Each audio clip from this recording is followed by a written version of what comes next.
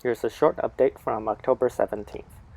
You can see the first flower from the saffron has formed. Very excited. And that's the only flower I'm seeing right now. Hopefully we'll see more flowers from all of these new sprouts.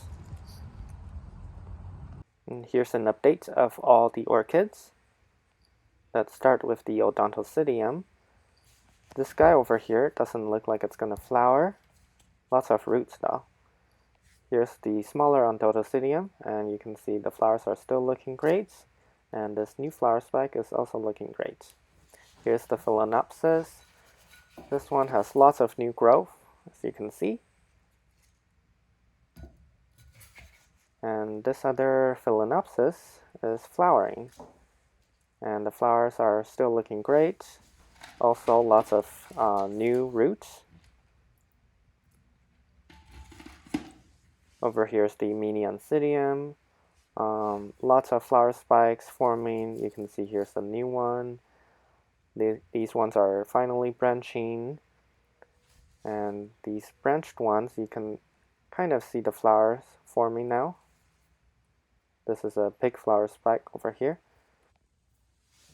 The lady slipper orchids are also flowering. This is the second flower that has opened.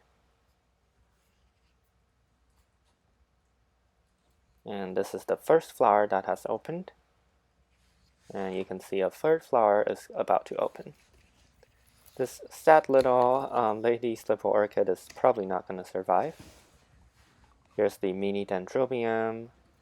Some weird coloration on the leaf. Still not sure why this is happening. But here you can see the flower spikes are developing nicely. On this plant, I think there's only about 3. But on this plant, this mini dendrobium, there's actually pretty much flower spikes on every single one of these canes. You can see right here's another one, and here's 2 more, actually 3 more.